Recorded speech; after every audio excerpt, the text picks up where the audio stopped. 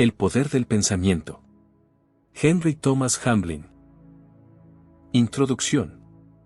Tú eres el arquitecto de tu propia vida, puedes hacerla o destruirla. Estás construyendo con el poder de tus pensamientos, pero, ¿estás construyendo bien? El poder del pensamiento, como dice Emerson, es un poder espiritual. Es el mayor poder que el hombre tiene a su disposición. El mundo de hoy está en su estado actual, simplemente como resultado del pensamiento colectivo de toda la humanidad. Cada nación está en su estado actual de paz y prosperidad, o de pobreza, asesinato y anarquía, simplemente como resultado de su pensamiento como nación. Y cada individuo es lo que es, y su vida es lo que es, y sus circunstancias son lo que son, simplemente como resultado de sus pensamientos. Lo que un hombre piensa, en eso se convierte, lo que un hombre piensa, es el resorte principal de todas sus acciones. Lo que un hombre piensa, atrae hacia él sus circunstancias y su entorno, lo que un hombre piensa, determina qué tipo de amigos y compañeros se reunirán a su alrededor. Lo que un hombre piensa, decide si será feliz o desgraciado, exitoso o fracasado, sano o insano, próspero o pobre, odiado o amado. Lo que un hombre piensa, construye su carácter o lo hunde. Lo que un hombre piensa, puede vencer al destino o fortalecerlo, puede alinearlo con su glorioso destino, o convertirlo en un paria y un vagabundo en lugares desiertos. De hecho, el poder del pensamiento no tiene límites, porque es un poder espiritual de intensa potencia. Es el poder que distingue al hombre del bruto, es el poder por el cual puede ascender hasta Dios, es el poder que puede hacer que el fracasado triunfe en la batalla de la vida, es el poder que puede hacer posible el logro más elevado. Es el poder por el cual se pueden superar las dificultades, superar las desventajas del nacimiento y de la filiación, y embellecer la vida, e inspirarla y vigorizarla, con los poderes que Dios ha dado. Con el pensamiento, el hombre se bendice o se maldice. Por él, trae a su vida el éxito o el fracaso, la salud o la enfermedad, la felicidad o la infelicidad, la pobreza o la prosperidad. Todo está en su mente y en el carácter de su pensamiento.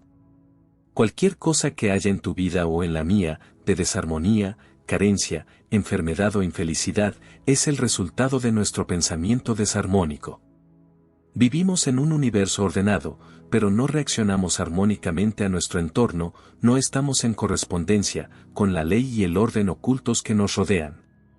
No es necesario que el universo se altere, lo que es necesario es que nosotros mismos nos cambiemos. Dentro de nosotros mismos está la causa del desorden en nuestro propio mundo individual, pues cada uno vive en un pequeño mundo de su propia creación. Así que el desorden y los problemas que nos afligen, o la carencia que restringe nuestra vida, nunca podrán ser superados, salvo mediante un cambio de mente, de hábito de pensamiento y de actitud mental. En las páginas siguientes, se intenta mostrar cómo el lector puede, cambiando sus pensamientos y su actitud mental, invertir la palanca y entrar en armonía con la idea divina. Al lograrlo, su vida florecerá como una rosa, será guiado en paz, los montes y las colinas se regocijarán a su paso, y todos los árboles del campo aplaudirán. Capítulo 1. El pensamiento, causa de la acción. Existe la mente consciente y existe la mente subconsciente. La mente consciente recoge conocimientos y experiencias a través de los sentidos. Aprende de los libros, las conversaciones y la experiencia. Razona y saca conclusiones. Finalmente, sus pensamientos pasan a la mente subconsciente. El subconsciente es la mente de la acción y es responsable de todo lo que hacemos. Es la sede de la memoria y del instinto. Es una reserva de tremendo poder, de extraordinaria inteligencia, lleva a cabo todos los complicados procesos dentro del cuerpo que hacen posible la vida. Los hombres más sabios y eruditos no pueden llegar a comprender sus maravillosos poderes, pero a pesar de ello, sabemos lo suficiente sobre su funcionamiento como para poder controlarla. Y controlándola, controlamos nuestras acciones, y controlando nuestras acciones, modelamos nuestra vida, y superamos lo que se llama destino. La mente subconsciente, aunque tan maravillosamente inteligente y poseedora de poderes extraordinarios, actúa enteramente por su gestión. Es decir, sigue ciega y fielmente los pensamientos que se le envían. Por lo tanto, de nuestros pensamientos depende el tipo de acciones que se producen. Si se envían malos pensamientos a la mente subconsciente, el resultado natural será una acción mala y destructiva.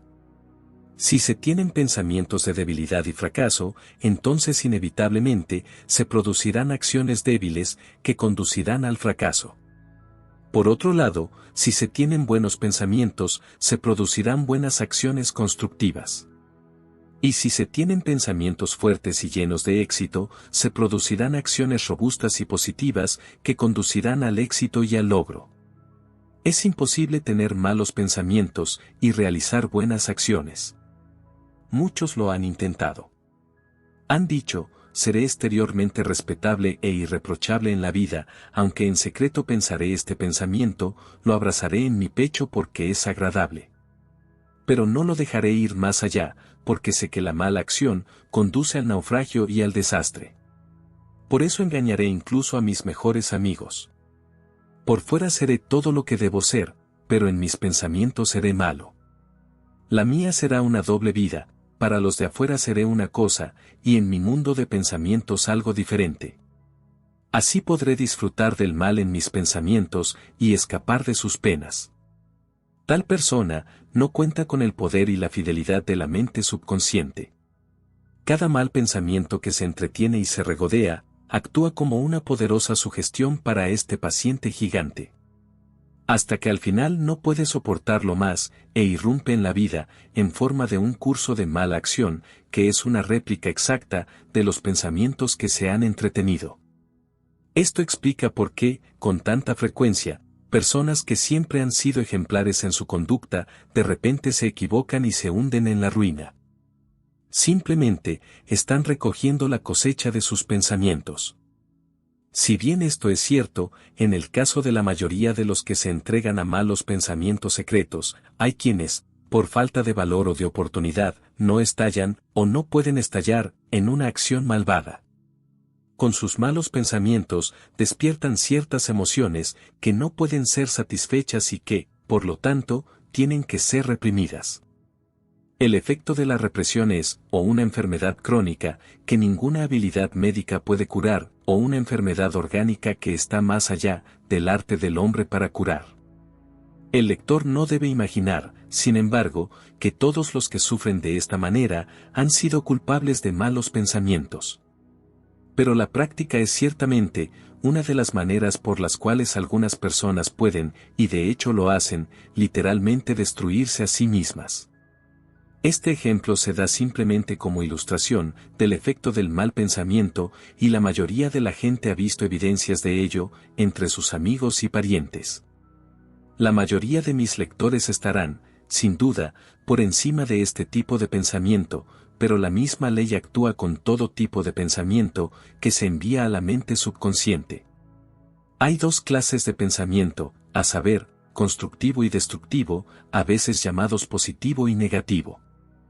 Depende de la clase de pensamiento que persistentemente moramos y pasamos a la mente subconsciente, lo que nuestras acciones en la vida han de ser. Si permitimos que nuestra mente habite en pensamientos destructivos, negativos, y esto, por desgracia, es a menudo el caso, ya que no requiere ningún esfuerzo. Entonces la acción destructiva y negativa será el resultado inevitable.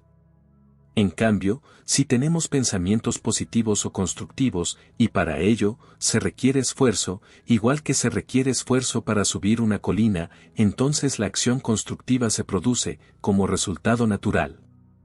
De esta manera, un hombre que se deja llevar por el odio, y medita sobre sus agravios, se verá inducido a pensar en el asesinato. Y si se regodea en pensamientos de asesinato, llegará un momento, en que podrá atentar contra la vida. Por otra parte, si el mismo hombre mantiene su mente fuera de sus agravios, y piensa en el perdón.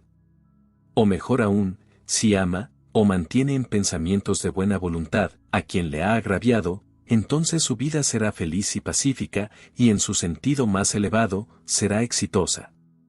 Por otro lado, un hombre que se deja llevar por pensamientos débiles y temerosos, que teme que su negocio fracase, que teme que su suerte le abandone, que teme que surja una competencia, a la que será incapaz de hacer frente, probablemente fracasará. Porque todas sus acciones serán débiles y vacilantes, y carecerán de la fuerza y la decisión necesarias para alcanzar el éxito. En cambio, si destierra todo pensamiento negativo débil, todo pensamiento de posible fracaso, y refuerza constantemente su mente con afirmaciones de éxito, en otras palabras, envía fuertes sugestiones de éxito a su mente subconsciente. Entonces ese hombre tendrá éxito en la vida, porque sus acciones serán fuertes y decisivas. Cuando se enfrenta a grandes dificultades, se dará cuenta de que su mente subconsciente le proporcionará una maravillosa energía y poder de permanencia, gran coraje y determinación. Esto ocurre simplemente porque ha sido entrenada por el pensamiento correcto para enfrentar esos desafíos. La mente, cuando está nutrida con pensamientos positivos y fortalecedores, se convierte en una fuente inagotable de apoyo y valentía en momentos difíciles. Sería posible llenar un libro con ilustraciones de la operación de esta ley, pero en un pequeño trabajo de este tipo, estos dos deben ser suficientes. La ley es inmutable, no puede ser engañada o evadida. Todo lo que pensamos se convierte tarde o temprano en acción, y como de nuestras acciones depende nuestra vida, se verá que es posible gobernar nuestra vida mediante el control del pensamiento. Porque controlando nuestros pensamientos, gobernamos nuestras acciones, gobernando nuestras acciones, moldeamos nuestra vida y nuestras circunstancias, moldeando así nuestro destino. La vida no es una cuestión de azar o suerte, no es algo fuera de nuestro control, es en gran medida el resultado o efecto de nuestros pensamientos. Por lo tanto, controlando nuestros pensamientos, y esto gracias a Dios, se puede hacer, podemos gobernar y dirigir nuestra vida, hasta un punto casi increíble. Como seres pensantes conscientes, creados, según la Biblia, a semejanza e imagen de Dios, o sea, un microcosmos del macrocosmos, poseemos uno de los mayores poderes del universo, y este poder es el pensamiento. La manera en que utilicemos este maravilloso poder, determinará el rumbo de nuestra vida. El maquinista envía su motor hacia atrás o hacia adelante, aunque es el mismo poder, el que se utiliza en cada caso. De la misma manera, el hombre pensante puede construirse o destruirse a sí mismo, mediante el buen o mal uso del potente poder del pensamiento. Depende de cómo utilice este poder, ya sea para bien o para mal, el que su vida sea exitosa, saludable, feliz o armoniosa, o que carezca de logros definidos, verdadero éxito y felicidad. Todo lo que un hombre siembra, eso también cosechará. Capítulo 2. Víctimas de la ignorancia. Nosotros no creemos que haya muchos que tengan pensamientos negativos deliberadamente. La mayoría de la gente tiene buenas intenciones y quiere hacer el bien y ser bueno. Pero, sin embargo, la mayoría de nosotros pensamos mal, más o menos, y esto se debe, según creemos firmemente, a la ignorancia.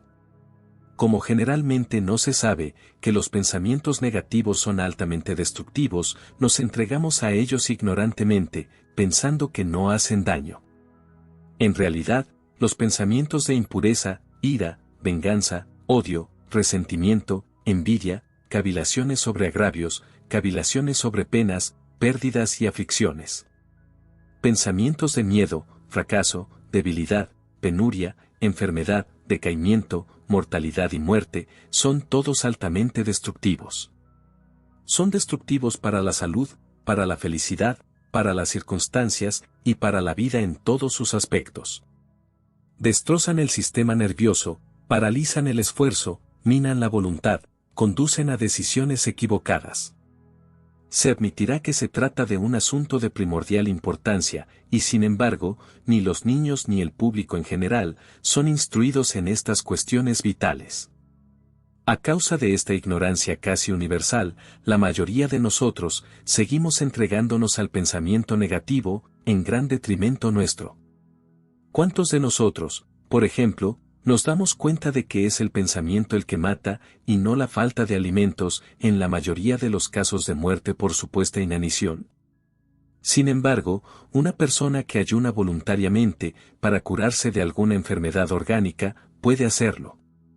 Si el ayuno se realiza sabiamente, durante 40 o incluso más días, no solo sin sufrir daños, sino con resultados muy beneficiosos. ¿Por qué en una situación, un ayuno forzado de pocos días puede llevar a la muerte, mientras que un ayuno voluntario, de aproximadamente 6 semanas, resulta beneficioso? La respuesta es, por supuesto, que lo que mata es el estado de la mente y el carácter de los pensamientos, y no la falta de alimento. De nuevo, después de unos pocos días de inanición, una persona se encuentra generalmente en un estado de gran debilidad y postración.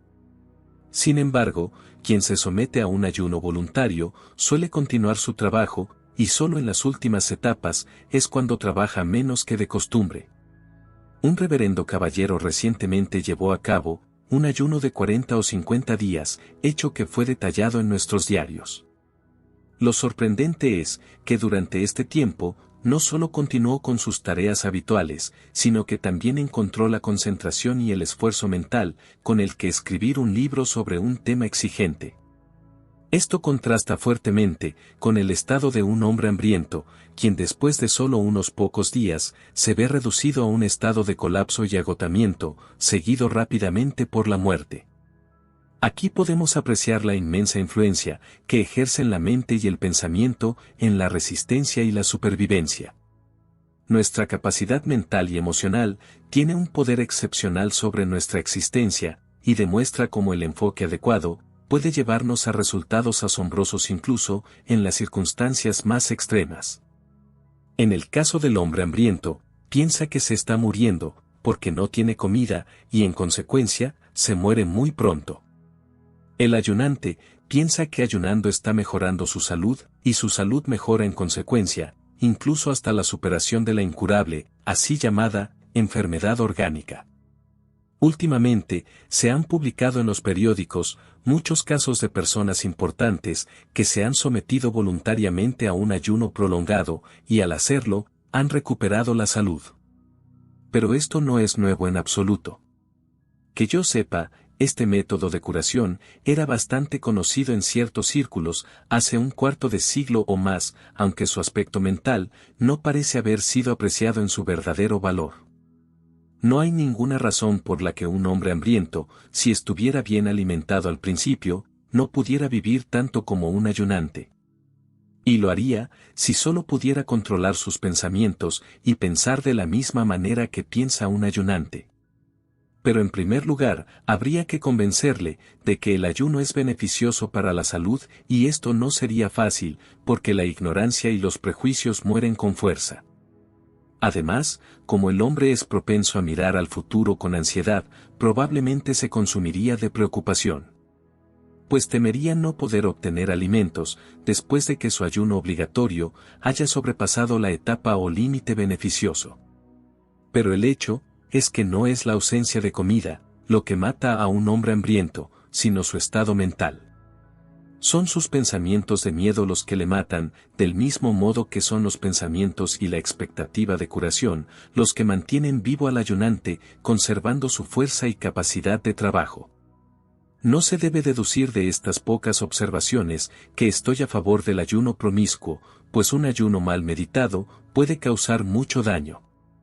En algunos casos, el ayuno es beneficioso, aunque debe realizarse bajo supervisión experimentada. También hay mucha ignorancia sobre otro punto, que es la posibilidad de controlar el pensamiento. Generalmente no se sabe que nuestros pensamientos pueden ser controlados y regulados de la misma manera que un policía londinense controla y regula el tráfico. Levanta la mano y, al instante, el tráfico que circula detrás de él se detiene, dejando pasar a los vehículos de una calle transversal. Los pensamientos indeseables y destructivos pueden ser detenidos, mientras que otros pensamientos de carácter deseable y constructivo pueden ser alentados. La gente dice, no puedes evitar tener estos pensamientos, ¿verdad? Dan por sentado que uno no puede controlar sus pensamientos. No se dan cuenta de que es posible cambiar deliberadamente de tema en lo que se refiere a los propios pensamientos, del mismo modo que se cambia de tema de conversación. Todos cambiamos el tema de conversación si nos resulta desagradable, pero ¿cuántos de nosotros cambiamos el tema de nuestros pensamientos de la misma manera deliberada, mediante el ejercicio de nuestra voluntad? Sin embargo, se puede hacer, casi con la misma facilidad, si solo lo hacemos, en lugar de pensar y decir que no se puede hacer. No solo es posible cambiar el tema de nuestros pensamientos, sino que también es posible abstenerse de pensar por completo. Ambos son logros del más alto valor posible, y solo pueden adquirirse mediante la práctica y el entrenamiento. Pero incluso el más débil de nosotros puede adquirirlos si somos silenciosamente persistentes. No necesitamos ser inteligentes, ni tener grandes dotes, ni ser fuera de lo común. Y de hecho, podemos estar muy por debajo de la media, en dones mentales, fuerza de voluntad y dotes intelectuales. Sin embargo, si somos silenciosamente persistentes, con el tiempo, podemos aprender a superar nuestros pensamientos. Y cuando llegamos a ser dueños de nuestros pensamientos, llegamos a ser dueños de nosotros mismos, y cuando llegamos a ser dueños de nosotros mismos, llegamos a ser dueños de la vida misma. No oponiéndonos a la disciplina de sus experiencias, sino tratándolas de la mejor manera posible, manteniendo una mente tranquila y firme, una fe tranquila y un espíritu inquebrantable. Capítulo 3. Víctimas de la sugestión. Todos somos víctimas, en mayor o menor medida, de la sugestión. Personas de mente fuerte y sin escrúpulos influyen deliberadamente en los demás por medio de la sugestión, con el fin de aprovecharse de ellos. Un abogado en un tribunal le dice a un testigo, le sugiero. Y luego sigue una sugerencia, que puede ser tanto falsa como injusta, pero que puede abrumar o confundir tanto a un testigo, como para destruir el valor de su testimonio. Así es como una mente fuerte domina a una más débil, por la fuerza de la voluntad y la sugestión. El hipnotizador sugiere a su víctima que un trozo de metal frío aplicado sobre su espalda desnuda es una plancha al rojo vivo, e inmediatamente la carne se quema y se llena de ampollas. De forma muy parecida a lo que ocurriría si el metal estuviera realmente al rojo vivo. O puede sugerir a su víctima que un vaso de parafina es un vaso de limonada, y él, la víctima, lo beberá, evidentemente disfrutándolo y pensando que es limonada. Y así, de esta y de muchas otras maneras, demuestra el hipnotizador cuán poderosa es la sugestión. En uno de los libros del Dr. Schofield, posiblemente este mismo, se narra la historia de dos médicos conocidos, los cuales, como demostración de la influencia de la sugestión, hicieron señas a un hombre en un restaurante, y luego le dijeron que estaba gravemente enfermo, y que debería reposar en cama. El hombre, conociendo su reputación y su alto prestigio como médicos, les creyó, se fue a casa, se acostó y murió. Es justo y caritativo suponer que ninguno de los médicos esperaba más que una leve enfermedad como resultado de lo que parecería una acción insensata y censurable. Todos los días nos dicen en el periódico que tomemos las pastillas de fulano. Puede que no hagamos caso de la sugerencia durante años, pero, tarde o temprano, quizás nos encontremos tomando las pastillas o aconsejando a alguien que lo haga. Ves a un hombre con los ojos llorosos, estornudando y usando su pañuelo. Esta visión le sugiere gripe, con el resultado de que, si no tiene una mentalidad positiva, en breve puede desarrollar un ataque usted mismo. La sugestión nos afecta, de mil y una maneras diferentes. La recibimos a través de los ojos, los oídos, el gusto, el olfato y el tacto. Somos víctimas de ella en todo momento, a menos que aprendamos a tener una mentalidad positiva y a ponernos a prueba contra la sugestión en todas sus formas. No hay espacio para mí, más que para mencionar otras formas, por las cuales somos inconscientemente afectados e influenciados por la sugestión. La publicidad de medicinas, patentadas en periódicos y revistas, son los medios más potentes y poderosos de sugestión. Ya hemos mencionado el efecto de que nos digan día tras día, en nuestro periódico y por medio de vallas publicitarias, que tomemos una determinada marca de píldoras. Pero las ideas modernas de publicidad, de medicamentos inútiles y nocivos, dejan muy atrás a estos métodos de publicidad en cuanto a fuerza y valor sugestivos. Las imágenes de personas estornudando, y de otras dobladas con dolor de espalda, solo pueden tener un efecto, y es hacer que la gente imagine que padece la dolencia descrita.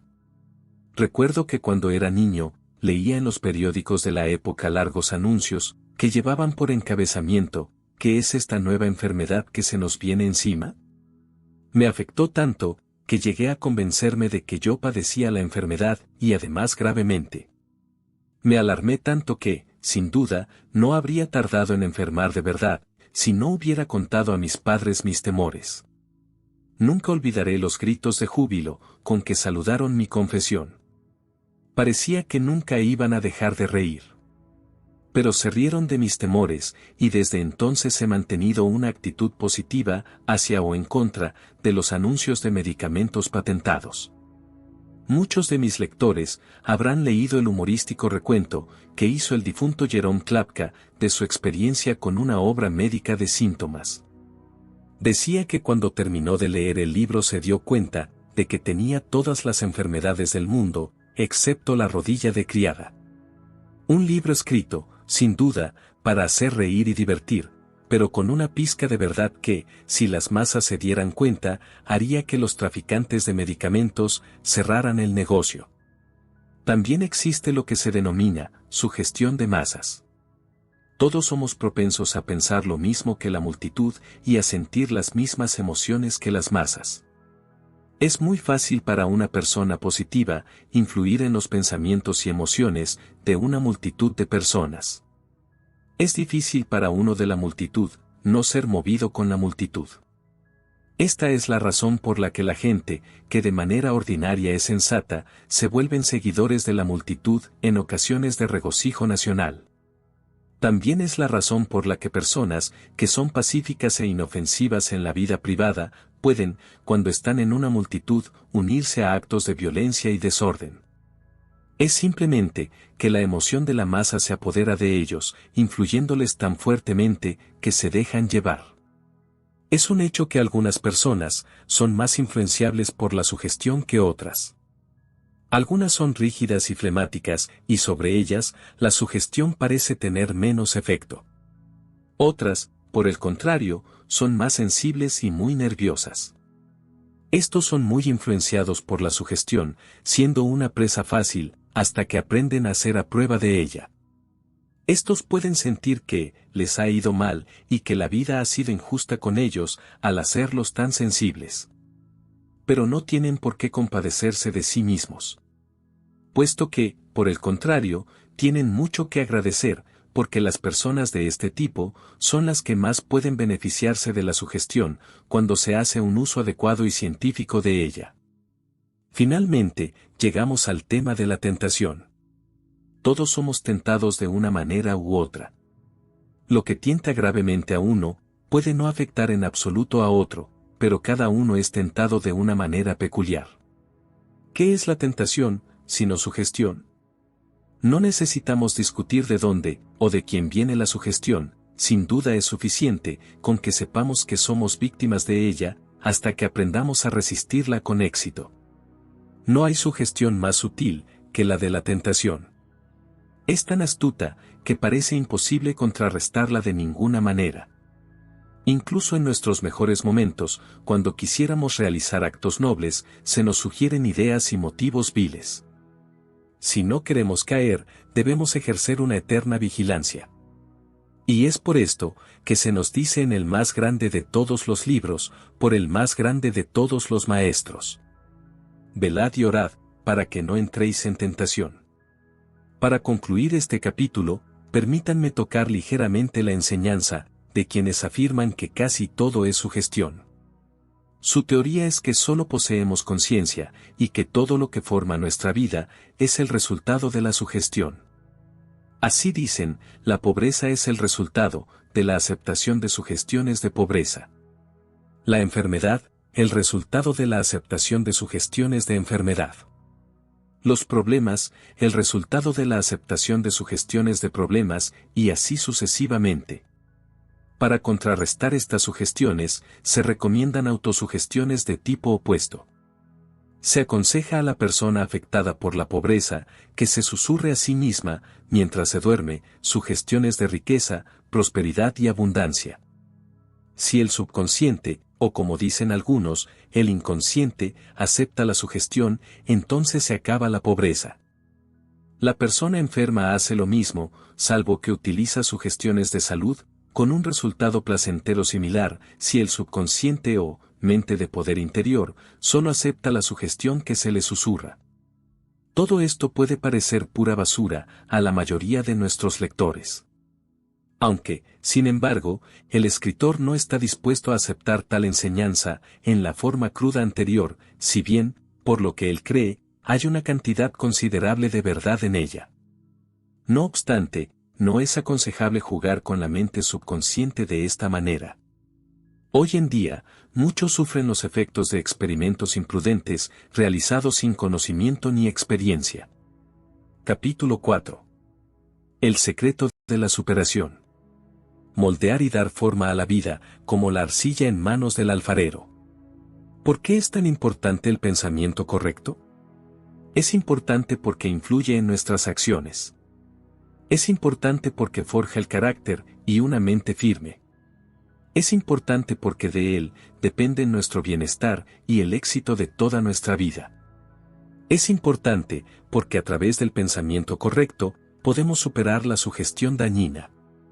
En primer lugar, tenemos que darnos cuenta de que el pensamiento es la causa de nuestras acciones y decisiones. Esto se debe en gran parte a que nuestras circunstancias dependen de nuestros pensamientos. Si por ejemplo, no superamos las dificultades de la vida en nuestros pensamientos, nunca podremos superarlas en la experiencia real. Con esto quiero decir, que nuestras dificultades deben ser afrontadas y vencidas audazmente en el pensamiento, si alguna vez esperamos superarlas realmente. En cierto modo, es un buen consejo decir a la gente que no se obsesione con sus penas, sino que piense en cosas agradables. Pero puede conducir a un hábito de pensamiento, casi tan destructivo, como obsesionarse con los problemas. Esta aplicación negativa, de lo que pretende ser un buen consejo, es responsable del fracaso de los que dicen, he intentado pensar correctamente, pero no hay diferencia.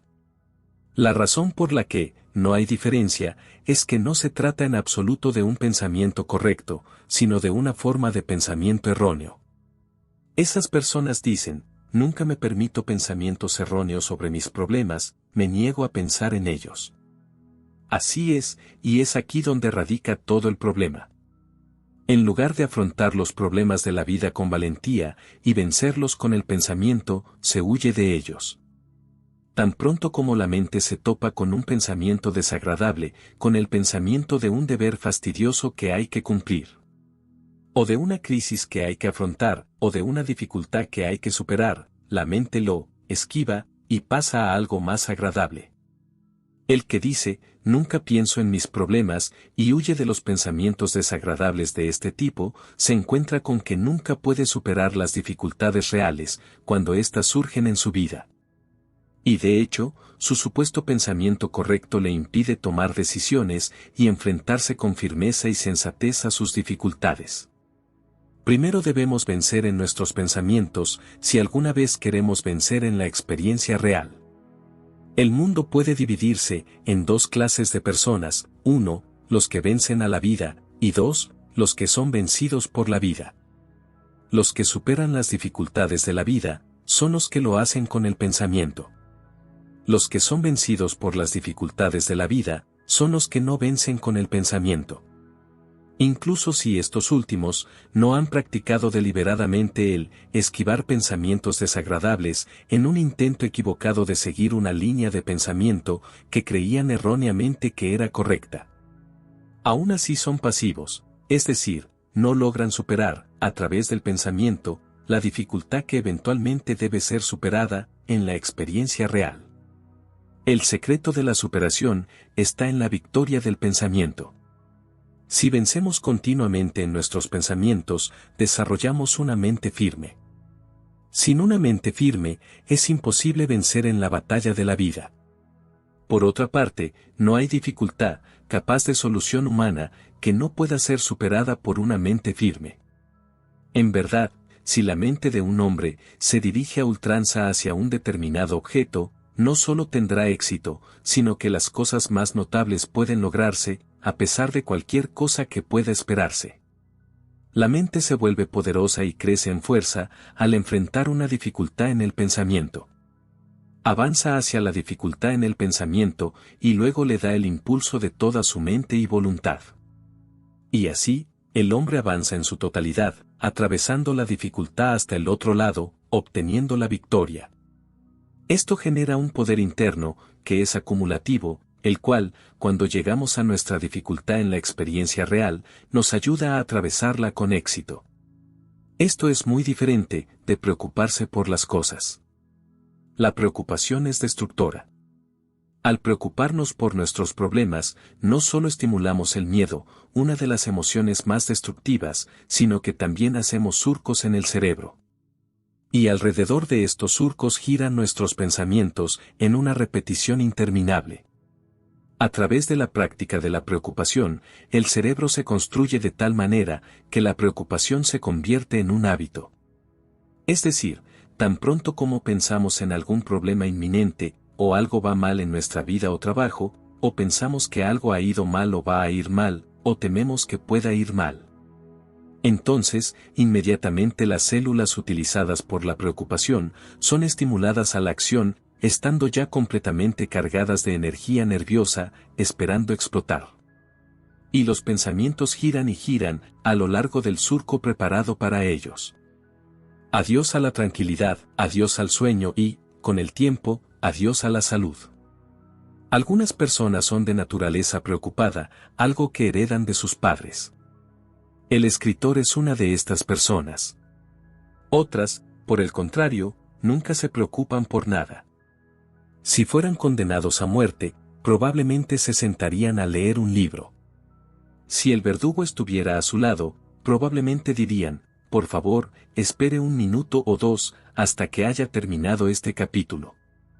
En cierta ocasión, un conocido mío tuvo que ser informado de que padecía una enfermedad que le privaría de uno de sus sentidos. Ahora, le dijeron, debes tratar de no preocuparte por ello. Él soltó una carcajada tranquila y despreocupada, y luego dijo, no me preocuparé, no somos una familia que se preocupe. Tomamos las cosas como vienen y descubrimos que no son tan terribles, después de todo. Siempre hay compensaciones. Esto demuestra la asombrosa diferencia que existe en la naturaleza y el temperamento de las personas. Creemos, sin embargo, que la proporción de personas que se preocupan es mucho mayor que la de las que no lo hacen. Como el tema de la preocupación es tan importante, hay que dedicarle un capítulo aparte.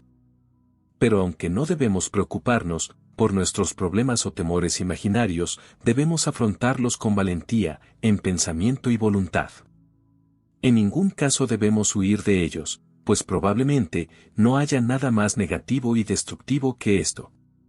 Los que se niegan a enfrentarse a sus dificultades y siguen eludiendo la cuestión son, por lo general, los mayores preocupadores. Evitar la cuestión con el pensamiento aumenta los problemas, por lo que realmente hay más por lo que preocuparse. A riesgo de parecer repetitivo, debo señalar de nuevo esta verdad, tan vital e importante, que debemos superar en el pensamiento. La enseñanza que nos pide, que nos olvidemos de nuestros problemas y pensemos en cosas agradables, o que nos permitamos soñar despiertos, puede seguirse positivamente, pero tal como suele aplicarse, es bastante negativa. Cuando se aplica de forma negativa, debilita la voluntad, le roba a uno la iniciativa, y destruye su poder para decidir y actuar.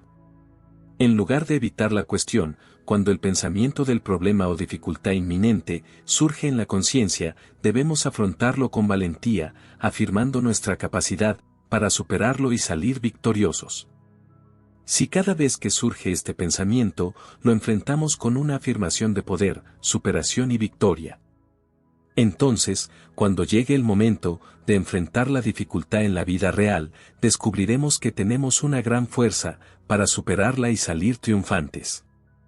Nos encontraremos con una mente firme y una reserva de poder que nos sorprenderá.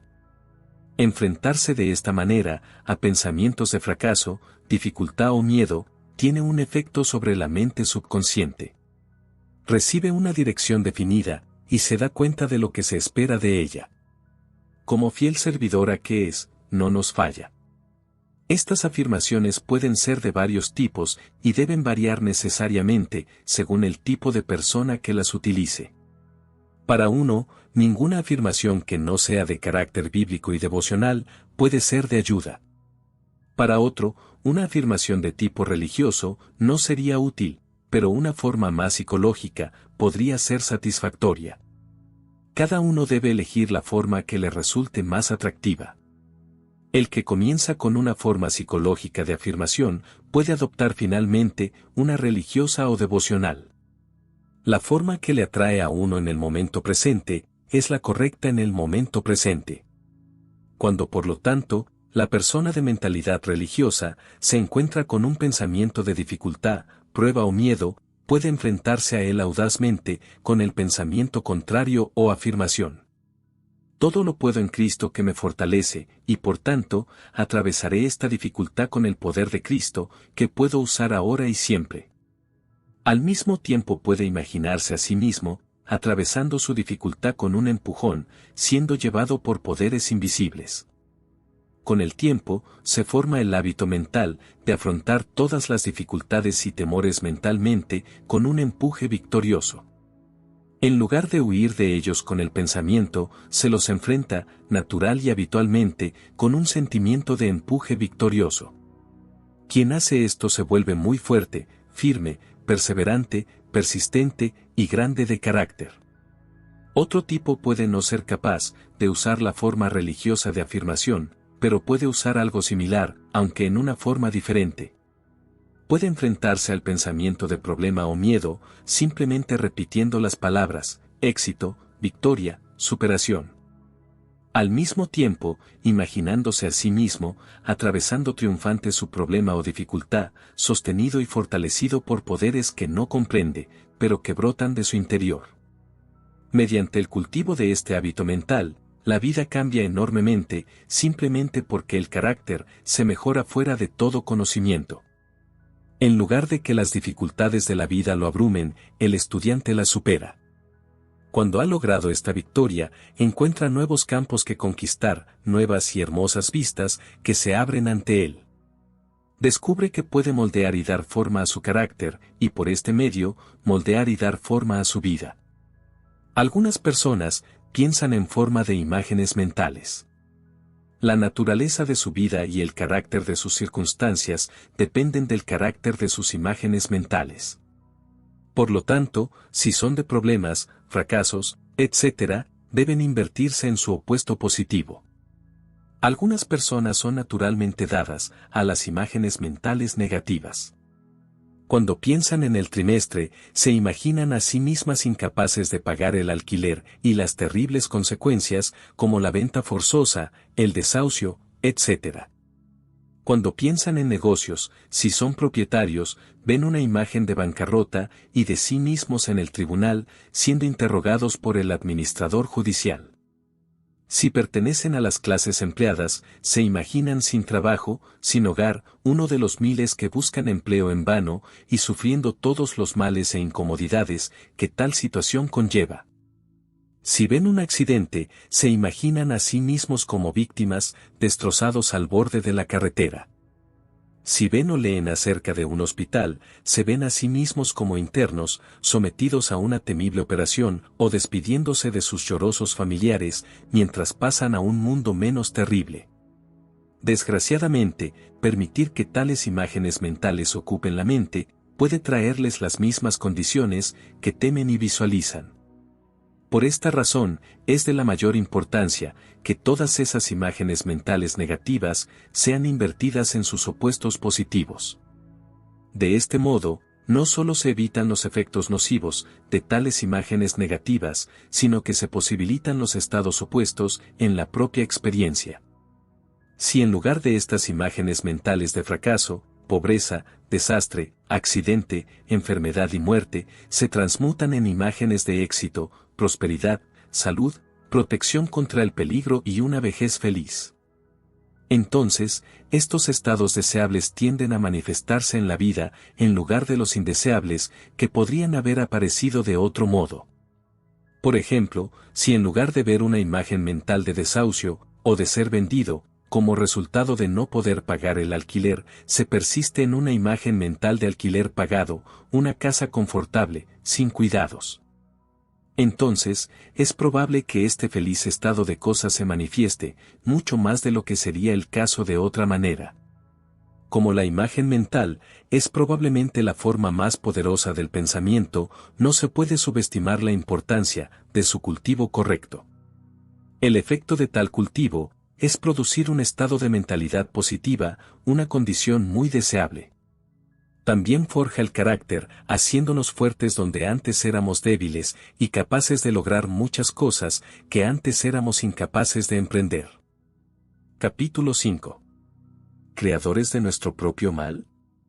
¿Vivimos en un universo malvado, y somos víctimas de un destino malicioso y cruel? ¿O vivimos en un universo ordenado cuyo principio subyacente es la bondad o el amor? No podemos evitar pensar que la mayoría de nosotros creemos interiormente que es cierto lo primero y no lo segundo. Por eso albergamos miedos subconscientes, por eso somos pesimistas, aunque exteriormente parezca lo contrario. ¿Quién puede medir los efectos terribles que causa este pesimismo interior? Como he dicho en otro lugar, la creencia en el mal tiende a producir el mal. La creencia en el fracaso tiende a producir fracaso. La creencia en la enfermedad tiende a producir enfermedad, y así sucesivamente. Lo que se necesita es un cambio de creencia, tras el cual se produce automáticamente un cambio de pensamiento. El hecho es que vivimos en un universo ordenado, aunque nosotros mismos no lo estamos. No estamos en correspondencia con nuestro verdadero entorno. Nuestro verdadero entorno es un universo ordenado y perfecto. La ley oculta de la vida es el amor o la cooperación. Reinheimer, el biólogo, enseña que en toda la naturaleza, tanto en las plantas como en los animales, la salud y el progreso siguen cuando se obedece esta ley de cooperación, y que la enfermedad y el desorden siguen a su violación. Es decir, cuando se siguen prácticas depredadoras o parasitarias en lugar de las de servicio y cooperación. Primero tenemos que creer que vivimos en un universo ordenado, y que la vida se basa en el amor. También tenemos que creer y reconocer que la causa de nuestro propio mal, o del desorden en nuestra vida, se encuentra en nosotros mismos. La verdad de todo el asunto es que no estamos en armonía con la vida, y no estamos viviendo en obediencia a su ley fundamental. La armonía, la paz, el verdadero éxito y una vida sin preocupaciones, solo son posibles en la medida en que estemos en correspondencia con la vida, con el universo ordenado en el que vivimos. En la medida en que trabajemos en conformidad con la ley de la vida y del universo que es el amor o la ayuda cooperativa. Llegará un tiempo, como nos dice el profeta Isaías, en que esta ley se observará inequívocamente. En que el león comerá el mismo alimento que el buey, y en que no harán daño, ni destruirán en todo mi santo monte. Porque la tierra estará llena del conocimiento del Señor, como las aguas cubren el mar. Este estado ideal puede estar muy lejos, pero nosotros, que conocemos la verdad, podemos ponerlo en práctica aquí y ahora. Al hacerlo, no podemos dejar de traer a nuestra vida una armonía y una paz indescriptibles. Podemos dar gracias al cielo todos los días, por vivir en un universo ordenado, podemos rezar todos los días, para estar en correspondencia con él. Podemos pensar y actuar todos los días, de acuerdo con su principio o ley subyacente, de cooperación y servicio útil. Nuestro primer pensamiento, en cada circunstancia de la vida será, no es qué puedo sacar de ello, sino cuánto puedo ayudar. Esto, por supuesto, es una tontería según los estándares mundanos, pero es realmente la sabiduría más elevada, y conduce al logro de una vida de verdadera armonía, satisfacción y paz. Había una vez un hombre sabio, que vivía en una pequeña ciudad y al que muchos acudían en busca de consejo e información. Un día, un recién llegado a la ciudad, se dirigió al sabio, y le dijo, ¿qué clase de gente es la que vive aquí? El sabio respondió preguntando, ¿qué clase de gente había en la ciudad de la que vienes? El recién llegado respondió, eran unos miserables, antipáticos, mezquinos, maleducados y muy difíciles de tratar. Bueno, dijo el sabio, aquí los encontrarás igual. Otro recién llegado, se acercó al sabio, y le hizo la misma pregunta, ¿qué clase de gente es la que vive aquí? El anciano respondió de nuevo preguntando, ¿cómo era la gente del pueblo de donde vienes? Respondió el segundo recién llegado, era un pueblo espléndido, amable, amistoso y lleno de bondad. Me dio pena dejarlos atrás. Entonces, dijo el sabio, aquí los encontrarás igual. Más bien una exageración, estarás pensando, pero encierra una gran verdad. Nuestro mundo individual, pues cada uno de nosotros vive en un pequeño mundo propio, es un reflejo de nuestra vida mental. Lo poblamos de odio y discordia, o de amor y armonía, según nuestros pensamientos. Nuestra vida está llena de maldad, en la medida en que no armonizamos con el orden divino, que es la única realidad. La vida es esencialmente buena, aunque pueda contener muchas decepciones y muchos golpes. Muchos de ellos, sin embargo, son de nuestra propia creación. ¿No cosechamos, en la madurez y en la vejez, los frutos de los errores o pecados de nuestra juventud? La vida es buena, aunque forjadora del carácter. Si nos armonizamos con ella, soportando de buen grado sus disciplinas, evitamos muchas desgracias y problemas. En otras palabras, dejamos de crear nuestro propio mal. Capítulo 6. Pensamiento y actitud correctos, la base del éxito y la prosperidad. Aquellos que triunfan, poseen un cierto tipo de mente. Es cierto que tienen ambición, visión y fuerza motriz, capacidad de trabajo y una voluntad fuerte. Nunca escatiman esfuerzos y, además, aprovechan cada oportunidad que se les presenta. Pero su principal causa de éxito es su tipo de pensamiento. Piensan en términos de éxito y logros, abundancia y prosperidad. La vida tiende, con el paso del tiempo, a expresar el tipo de pensamiento en el que se piensa habitualmente. Si pensamos constantemente en términos de éxito y prosperidad, entonces, tarde o temprano, expresamos estas cosas en mayor o menor grado en nuestra vida. Es decir, según nuestra capacidad, alcanzamos el mayor éxito posible en nuestro caso. No todos podemos estar en la cima del árbol, pero cada uno puede ascender a la mejor posición, para la que nuestro genio particular nos encaja. Excepto en el caso de esas personas peculiares, que creen que pueden hacer cualquier cosa y todo, mientras que no pueden hacer nada correctamente, todos podemos lograr mucho más de lo que podríamos creer posible. Hay habilidades ocultas en nosotros, que son inimaginables. Nuestras capacidades parecen aumentar, a medida que aumentan nuestras responsabilidades. La vida nos exige mayores logros, y, he aquí, el poder y la habilidad aparecen, de un modo sorprendente para nosotros mismos y, probablemente, aún más para nuestros amigos. He conversado a propósito, con un gran número de personas fracasadas. Por personas fracasadas, me refiero a aquellas que, aunque trabajadoras y deseosas de salir adelante, siempre se hunden hasta el fondo, por mucho que se les ayude, y a pesar de las espléndidas oportunidades que se les ofrecen. En todos ellos, he encontrado el mismo tipo de hábito mental. Piensan en términos de penuria y fracaso. Debido a esto, todas sus acciones y decisiones, desconocidas para ellos mismos, son de tal tipo, que provocan condiciones de penuria y fracaso. Los hombres con las mismas capacidades, no tienen el mismo éxito. Uno puede parecer afortunado, mientras que el otro puede parecer muy desafortunado, pero estoy convencido de que la causa de la diferencia se encuentra en la mente. Uno tiene una idea fija de éxito y logro, que actúa como un centro alrededor del cual giran sus pensamientos, tanto conscientes como subconscientes. Mientras que el otro tiene una idea fija o miedo al fracaso, alrededor del cual giran continuamente sus pensamientos.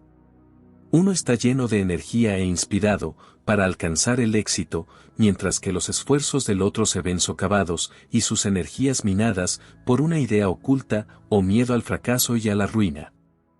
Ahora bien, aunque es cierto que uno puede nacer con un tipo de mente de éxito, mientras que otro puede heredar un tipo de mente de fracaso, no significa necesariamente que el último deba seguir siendo siempre un fracasado. Su tipo de mente puede cambiar. Para lograrlo, no tiene que recurrir a los servicios de un costoso especialista o practicante mental, lo hace él mismo, mediante un cambio de pensamiento. Al cambiar su pensamiento, transforma gradualmente la idea fija de fracaso en una de éxito. La actitud de la mente cambia, y los pensamientos se entrenan para fluir en una nueva dirección. Esto, con el tiempo, cambia a todo el hombre, de modo que se eleva como un corcho en el agua, en lugar de hundirse como una piedra. Llega a lo que para él es la cima de su profesión o vocación, en lugar de gravitar hacia el fondo. Descubre que hay mucho espacio en la cima, simplemente porque muy pocos utilizan su mente de forma constructiva. Se convierte en uno de los pocos favorecidos, solo porque utiliza su mente como un instrumento creativo, y no con el mero propósito de realizar un trabajo rutinario. No hay que olvidar que el verdadero éxito se basa en el servicio. Solo mediante nuestra ayuda cooperativa al mundo, podemos encontrar la felicidad, y esto es en sí mismo el verdadero éxito. El dinero y la fama son inútiles si no aportan felicidad y satisfacción. El servicio y la ayuda cooperativa traen el éxito más verdadero y duradero. Combinados con la eficiencia, nos hacen indispensables en nuestra rama o vocación particular. Tarde o temprano, la calidad del carácter cuenta su propia historia. Los que ascienden rápidamente, riéndose de cosas como el servicio, la integridad, etc., generalmente, caen más tarde en la ruina y la deshonra. Por lo tanto, nuestros pensamientos no deben ser meramente de éxito y logros, sino de servicio y ayuda. No debemos pensar tanto en ¿qué obtendré de ello?, como en ¿cuán útil puedo ser?, ya que todo éxito sólido se basa en el grado de nuestra utilidad para la comunidad. Cuanto más útiles seamos, más indispensables nos convertiremos, y por tanto, mayor será la recompensa, por regla general. Aparte de todo esto, el hecho es que pensar en términos de éxito y logros, manteniendo al mismo tiempo una conciencia de abundancia y prosperidad, tiende a atraer estas cosas hacia nosotros. La mente es creativa hasta un grado inimaginable, para la mayoría de las personas. Y nuestros pensamientos atraen hacia nosotros, cosas de su misma clase, oportunidades de éxito y circunstancias más abundantes, por un lado, o de fracaso y carencia, por otro. La causa interna del éxito está, pues, en la mente. En lugar de dejarla vagar por donde le plazca, tenemos que entrenarla para que piense de forma constructiva. Mientras otros pasan su tiempo libre tontamente, nosotros debemos, por el contrario, obligar a la mente a pensar positivamente en términos de logro. Podemos mantener un ideal en la mente, de una manera continua, alrededor del cual girarán los pensamientos, de forma natural y fácil. Un pensamiento constructivo como este nos obliga a trabajar y a esforzarnos, mientras que otras personas pierden el tiempo en el placer. Sin embargo, no es una dificultad, sino una gran alegría. Despierta nuestro entusiasmo, tras lo cual todas las tareas se vuelven comparativamente fáciles. Tarde o temprano, justo cuando estamos preparados para ello, la oportunidad se nos presenta, algo tan seguro como la salida y la puesta del sol. La ley es infalible. Cuando estamos preparados, la oportunidad aparece. Para terminar este capítulo, permítanme hacer una advertencia. El éxito puede convertirse en nuestro amo y nosotros en su esclavo. Por lo tanto, es importante que elijamos la forma más elevada de éxito, si podemos. Sin embargo, por regla general, no tenemos elección, porque nuestra ambición, por así decirlo, nace en nosotros. Tenemos en mente el caso de un pobre muchacho, con una educación elemental en el campo, que ahora es un misionero ordenado, aparentemente una hazaña imposible, para alguien de su posición. Es imposible decir si él eligió su vocación o si su vocación lo eligió a él. Pero en cualquier caso, su vida de trabajo, sacrificio y servicio, aunque signifique cansancio, fiebre, pobreza y burla por parte del mundo, le traerá la satisfacción más verdadera. Tiene más éxito quien encuentra su éxito en el servicio y en intentar hacer del mundo un lugar mejor para que otros vivan en él. Entonces no importa si su éxito se convierte en su amo y él en su esclavo, porque tal esclavitud se convierte en la mayor alegría y da la mayor satisfacción. Estos son los tesoros que ningún dinero puede comprar y que siempre eluden quienes los buscan a través de la adquisición de riquezas y fama. Capítulo 7. El efecto del pensamiento sobre la salud. El pensamiento afecta a nuestra salud mucho más de lo que generalmente se cree. Si bien es cierto que las enfermedades hereditarias, los alimentos desvitalizados y los modos de vida malsanos desempeñan un papel destacado, creo que el pensamiento es el factor más importante. Cuando digo pensamiento, incluyo las emociones, porque son despertadas por nuestros pensamientos. Y sin embargo, es posible evitar despertar la energía emocional, entrenando los pensamientos para que piensen en líneas diferentes a las sugeridas por los deseos o impulsos primitivos. Generalmente, en obras de este tipo, se le dice al lector que deje de pensar en la enfermedad, el malestar, etc., y que en su lugar piense en la salud, el vigor, la plenitud, etc. Este es un buen consejo, en la medida en que se aplica a la salud. Se trata de un buen consejo en la medida en que se aplica, ya que pensar en la enfermedad y la mala salud, crea una condición mórbida que conduce a la enfermedad. Está bien pensar en uno mismo como alguien completo, sano y lleno de vida, alegría y energía. Tal imagen mental solo puede hacer el bien. Por lo tanto, el principiante puede decir, tengo una salud radiante, y tratar de sentirse así, e imaginarse a sí mismo, mentalmente, como la imagen de la salud y la vitalidad perfectas. De este modo, da el primer paso hacia una mejor salud. Este método, aunque bueno a su manera, no es en absoluto el método ideal, y por lo tanto, deberían adoptarse métodos mejores lo antes posible.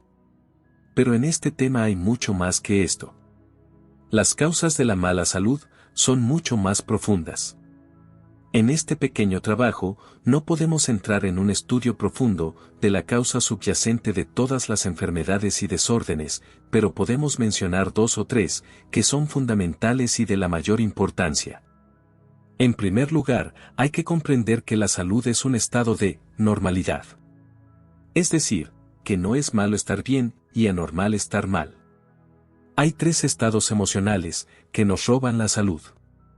Y estos son, 1, la sensualidad, 2, el resentimiento, y 3, la ansiedad. Pueden superarse o neutralizarse al cultivar el hábito de tener pensamientos de 1, pureza, 2, buena voluntad, incluido el perdón y la comprensión del punto de vista del otro, y 3, descanso. 1. A pesar de que en las obras médicas se suele atribuir la mayoría de las enfermedades a la sífilis y a las enfermedades sifilíticas. Nuestra opinión es que una de las causas fundamentales de la mala salud, e incluso de la enfermedad en sí, radica en la impureza de pensamiento y en la indulgencia en pensamientos sensuales, amables y similares. Los males de la conducta sensual son suficientemente malos, pero creemos que los efectos nocivos de entregarse a pensamientos sensuales o amorosos son igualmente graves y de gran alcance. El mal, desde el punto de vista de la salud, a diferencia del puramente moral, es que tales pensamientos despiertan deseo, y esto, a su vez, genera energía emocional. Esta energía tiene que ser reprimida, y esta es probablemente la causa de muchos desórdenes corporales. Ahora bien, reprimir o calificar todos los deseos naturales como algo perverso e impuro, no es la mejor manera de afrontar la dificultad. La única manera perfecta es pensar por encima o más allá de estas cosas. Debemos razonar con nosotros mismos, señalando que en realidad no hay nada en la sensualidad, que es el mayor fraude posible. Y que en lo que respecta al amor superior de los sexos, si éste no puede ser nuestro, más allá de él hay cosas más importantes. Todo joven sabe que es mucho mejor levantarse temprano, ya sea para hacer algún trabajo, o para ir a bañarse, que acostarse en la cama pensando en cosas sensuales. ¿No sería también mejor para una solterona, levantarse temprano y dedicarse a la jardinería, o a cualquier pasatiempo que le interese, en lugar de acostarse en la cama, pensando en un amor puro que nunca podrá ser suyo? Lo mismo se aplica a nuestros pensamientos.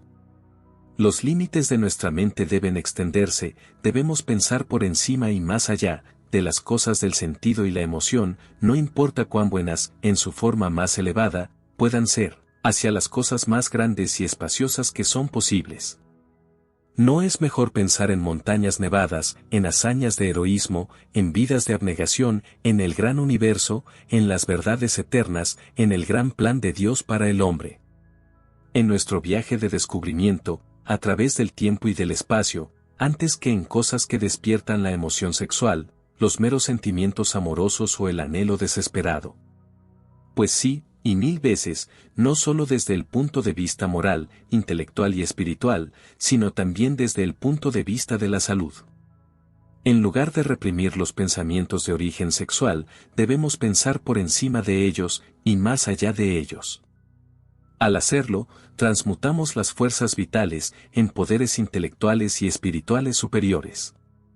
En lugar de reprimir o desperdiciar la fuerza de la vida y nuestra energía nerviosa emocional, la utilizamos en un servicio más elevado. Así nos volvemos no solo más sanos y fuertes, sino más nobles y más grandes, tanto en mente como en carácter. También nos volvemos capaces de una mayor resistencia y de logros mucho más elevados. 2. Los pensamientos de buena voluntad y perdón son curativos y preventivos de la mala salud. El odio, la vejación, los rencores, los prejuicios, los pensamientos de veneno y la venganza, son destructores de la salud, como también lo son la ira, la pasión y sentimientos similares. En lugar de estos, es posible cultivar pensamientos de buena voluntad, perdón, misericordia, no resistencia al mal que se nos hace. Todos ellos generan corrientes saludables, también ayudan a alejar la enfermedad y la mala salud, simplemente porque nos ponen en armonía con el motivo subyacente de la vida. Sin duda, la mayoría de nosotros ha superado con creces la etapa del odio. Es cierto que no deseamos odiar ni herir a nadie, pero, ¿hemos renunciado a todos nuestros pequeños rencores y resentimientos? Probablemente no. Puede que los hayamos olvidado, pero siguen enterrados, humeando en las cavernas de la mente, causando desarmonía, que se traduce en enfermedad o desorden exterior. 3. No creemos que ningún médico esté en desacuerdo con nosotros cuando afirmamos que el cuidado, la tensión, la preocupación, la pena, la ansiedad y estados mentales similares son la causa subyacente, o al menos la causa contribuyente, de muchas enfermedades graves. Muchas dolencias graves aparecen después de un periodo de tensión, ansiedad y suspense. Incluso las enfermedades, debidas principalmente a excesos alcohólicos y de otro tipo, son precipitadas por la preocupación o el shock mental. A pesar de los excesos de los pacientes, ninguna enfermedad puede atacarlos hasta que se encuentran con una pérdida, decepción o alguna ansiedad o preocupación. Entonces caen inmediatamente. Pero aquellos que no cometen excesos, también se ven afectados, a pesar de su sobriedad y moderación. La preocupación y la pena, el suspenso y la ansiedad causados por un hijo descarriado, la pena y el trastorno emocional, que son experimentados por una esposa traicionada y abandonada. O las largas y continuas preocupaciones financieras de un hombre de negocios en dificultades, todo esto desgasta el sistema nervioso, agota las fuerzas y abre el sistema a la enfermedad. No se pretende que lo que llamamos ciencia del pensamiento, o pensamiento correcto, nos permita evitar todos los problemas de la vida, aunque muchos de ellos son creados por nosotros mismos. Y en cualquier caso, aún hay que cosechar hasta cierto punto el fruto de siembras equivocadas del pasado, pero sí nos permite enfrentarnos a ellos de tal manera que evitamos que nos dañen. Y esto es una gran ventaja.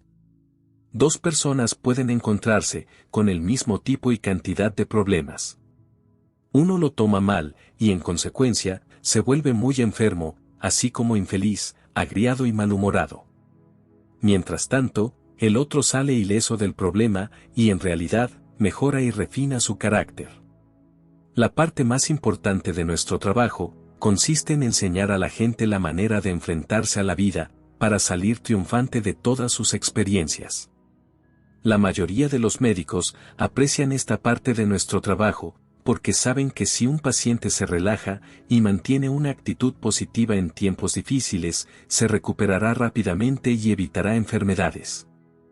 En consecuencia, el pensamiento correcto actúa como un preventivo de la enfermedad en múltiples aspectos y también como un sanador, al llevar nuestras mentes a un estado de descanso y paz. Fundamentalmente, la causa de todo desorden radica en la separación del orden divino. Si todos pudiéramos llegar a ser perfectos y estar completamente alineados con lo divino, entonces no experimentaríamos sufrimiento ni problemas. La causa de nuestro sufrimiento es que no estamos en armonía o correspondencia con el perfecto orden divino interno. Dios no nos castiga, nosotros nos castigamos, o mejor dicho, nuestro mal nos castiga. El mal es su propio castigo. Estar separado del orden divino lo explica todo. El hijo pródigo no fue castigado por su padre, se castigó a sí mismo, separándose de la casa paterna y vagando por un país lejano. Cuando regresó fue perdonado, y todo fue armonía y alegría. Dicho en lenguaje moderno, tenemos que volver de nuestra vida de separación en el pensamiento, el deseo, las emociones y los afectos, al centro de toda la vida, el orden y la armonía, y unirnos a él. Esto significa que, en primer lugar, debemos poseer el deseo de hacerlo, y en segundo lugar, que debemos poner todos nuestros pensamientos en consonancia con el íntimo divino. Por supuesto, tal cosa sería imposible, si no fuera por el hecho de que quien aspira, recibe ayuda del cielo mismo. Todos los poderes de las tinieblas se levantan para impedirlo, si pueden, pero hay uno que ha recorrido este camino antes que nosotros, que fue tentado de la misma manera, y que, sin embargo, obtuvo una gran victoria. No yo, sino Cristo, dijo San Pablo, y este es el secreto del éxito en el control del pensamiento. Capítulo 8. El poder de atracción del pensamiento. Existen dos viejos proverbios, que son bien conocidos y a menudo citados, pero cuya profunda importancia psicológica tal vez no se aprecie plenamente. Uno es, los pájaros del mismo plumaje se juntan, y el otro es, se puede conocer el carácter de un hombre, por la compañía que tiene. La fuente de esta atracción está, en gran parte, en el pensamiento de un hombre. Si tenemos pensamientos de un tipo determinado, atraemos a personas con un tipo de pensamiento similar. Somos atraídos por las fuerzas invisibles de la atracción. Es cierto que el carácter de nuestros pensamientos se convierte, con el tiempo, escrito en nuestra cara. De modo que todo el mundo puede ver si somos puros o sucios, fuertes o débiles, amorosos o duros, nobles o viles. Pero es en gran medida el poder de atracción del pensamiento lo que atrae a la gente hacia nosotros. Nuestros pensamientos no solo atraen a las personas afines a ellos, sino también a otros pensamientos similares, así como oportunidades y circunstancias. La mente humana, aunque puede ser llamada creativa en cierto sentido, actúa más como receptora que como generadora de pensamientos. Tenemos, por así decirlo, dos puertas en nuestra mente, una que se abre a una corriente de pensamientos celestiales, buenos, bellos, ennoblecedores, saludables y sanos. Y la otra, que se abre a una corriente de pensamientos indeseables, debilitadores y destructivos. Es imposible tener ambas puertas abiertas al mismo tiempo. Cuando tenemos pensamientos de pureza, de integridad, de caridad, etc. Es decir, pensamientos de carácter celestial, se abre la puerta del cielo y de todo lo bello, permitiendo la entrada de un torrente de pensamientos semejantes. Por eso la oración es tan valiosa. La oración es la elevación del pensamiento y de la atención, también del corazón y de los afectos, hacia el cielo. En respuesta, hay un flujo de retorno o afluencia de vida divina, pensamiento e ideas. Aquel que persevera en esta práctica se convierte, con el paso del tiempo, en una persona tan transformada por este influjo divino, que adquiere una mentalidad celestial. Entonces, la otra puerta que conduce a todo lo indeseable, permanece siempre cerrada. Durante la etapa de transición, esa puerta que conduce a los malos pensamientos puede abrirse parcialmente y dar lugar a lo que conocemos como tentaciones. Si tratamos de cerrar la puerta y luchar contra las fuerzas, pensamientos o sugestiones del mal, descubrimos que se abre aún más. La única manera de afrontar la situación con eficacia es elevar los pensamientos, la atención, la mente y el corazón hacia la realidad buena y celestial. Cuando nuestra atención se fija de esta manera en la realidad o el cielo, Dios o Cristo, entonces la otra puerta se cierra de nuevo. La única razón para que se abra de golpe es que nuestra atención en lo bueno y puro se debilita a veces. El influjo de lo divino, sin embargo, continuamente nos fortalece y nos cambia, de modo que se hace cada vez más posible mantener nuestros pensamientos en un plano celestial. Y esto, a su vez, mantiene la otra puerta más efectivamente cerrada. El aspecto negativo de todo esto es que si permitimos que se abra la puerta del pensamiento débil o malo, la puerta del bien divino se cierra. El cielo, a pesar de todas sus buenas intenciones y deseos, no puede ayudarnos si permitimos que nuestros pensamientos y nuestra atención sean ocupados por cosas inferiores.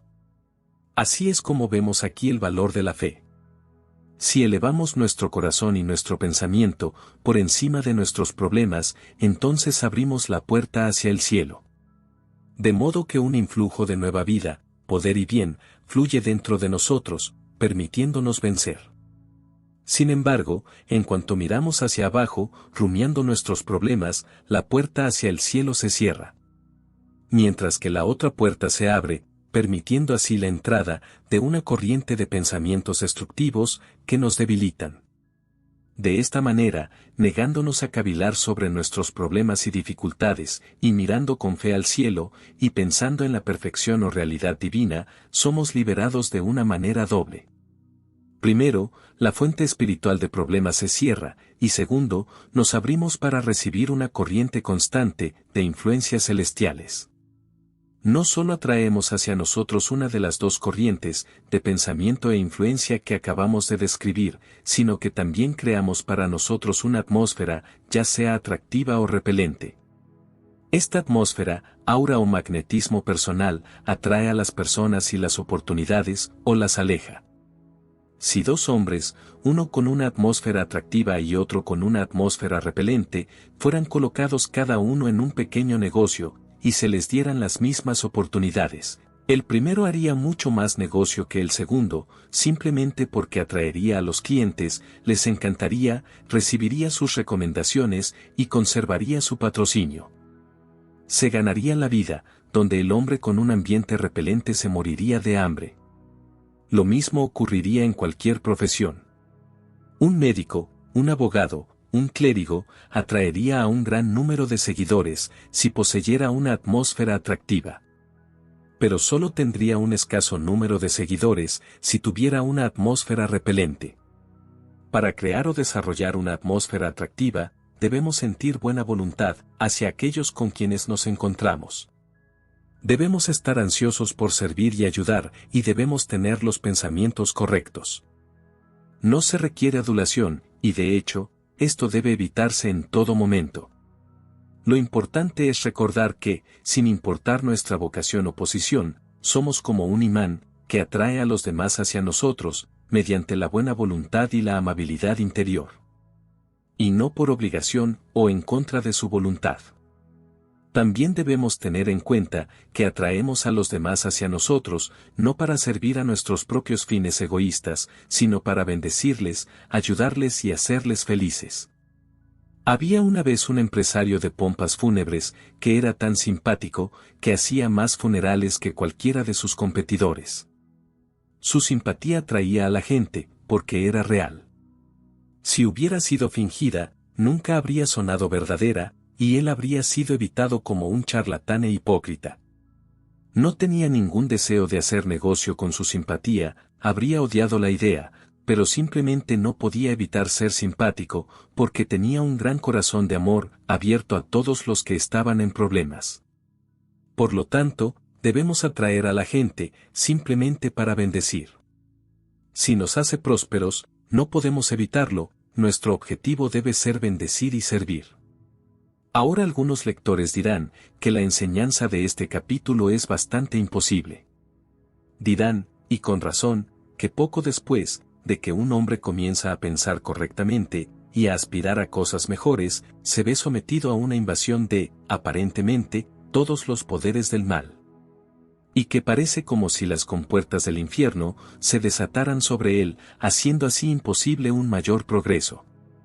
Esto es cierto, pero hay otra parte de la historia, y es que el que aspira, recibe ayuda de lo alto. Cada vez que miramos hacia arriba, elevando nuestros pensamientos a un plano superior, la vida y la salud, la fuerza y la bendición, fluyen hacia nosotros. No importa cuánto seamos tentados, recibimos mayor fuerza de nuestro hermano mayor, que el poder del mal que nos asalta.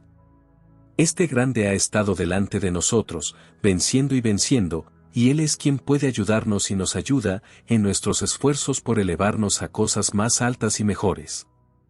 Porque mayor es el que está en vosotros, que el que está en el mundo. Capítulo 9. Control del pensamiento y logro espiritual. En este pequeño libro me he detenido demasiado, tal vez, en el logro material. Pero la razón principal para hacerlo, ha sido que es nuestro deber, servir a nuestro día y a nuestra generación, y ser tan grandes y útiles en el servicio como nos sea posible. No abogo por un éxito egoísta. Nuestra ambición debería ser, no cuánto puedo conseguir, sino cuánto puedo dar, en servicio y haciendo cosas por el mundo. Por lo tanto, el éxito y el logro que yo defiendo, no tienen por qué consistir en ganar dinero o una posición. Pues pueden significar dar la vida en el servicio misionero, u otras formas de abnegación y devoción al prójimo. Pero no importa cuál sea nuestra vocación en la vida, el poder y el control del pensamiento son de gran importancia. Un joven puede llegar a ser misionero, a pesar de la oposición y el desaliento, simplemente porque su mente es firme y sus pensamientos se dirigen hacia la meta de su ambición. Las dificultades aparentemente insuperables se superan simplemente porque los pensamientos se dirigen y se concentran en un objeto determinado. Si su mente se dejara tambalear y sus pensamientos vagaran, nunca lograría su ambición. Hay que señalar que si perseguimos el éxito de todo corazón, con el tiempo se convierte en nuestro amo.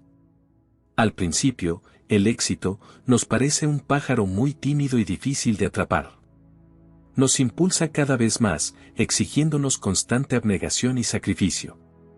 Hasta que finalmente nos encontramos comprometidos con una vida llena de responsabilidades y una importancia relativa, de la cual no podemos retirarnos ni desertar sin perder nuestra dignidad.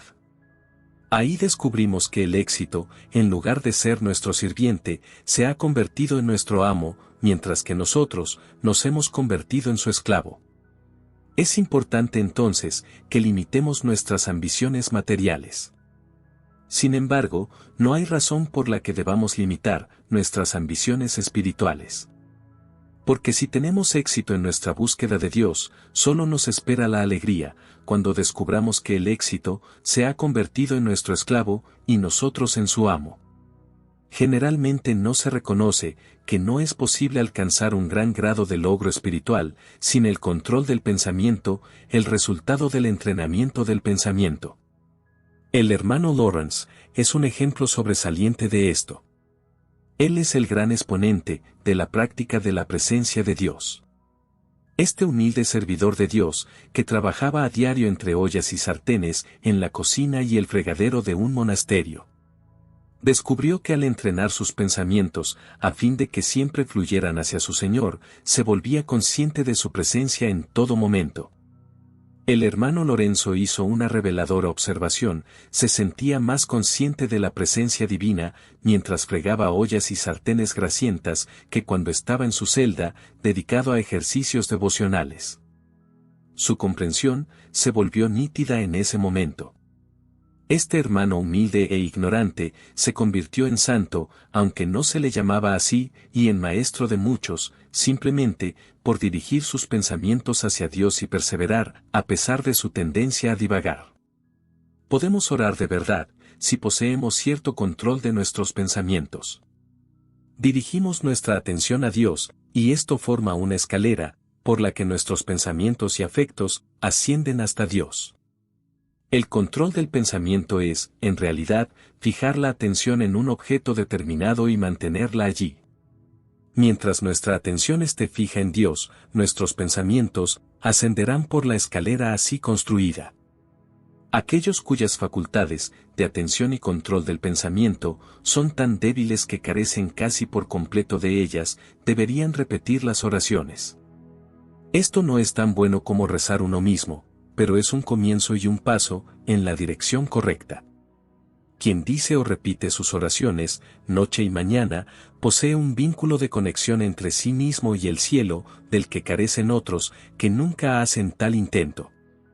Pero orar realmente, dirigiendo la atención y los pensamientos hacia Dios, es una cosa muy diferente. Es algo mucho más grande, es un ejercicio espiritual del más alto orden.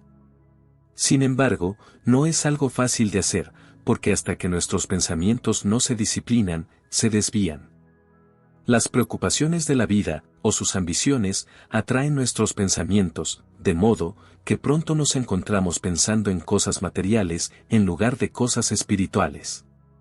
Por supuesto, nuestros pensamientos deben ser traídos de vuelta una y otra vez, hasta que se establezca un hábito que haga posible la verdadera oración.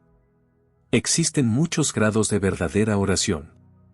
Está la oración de súplica, está la oración de alabanza y acción de gracias, está la oración de meditación, está la contemplación.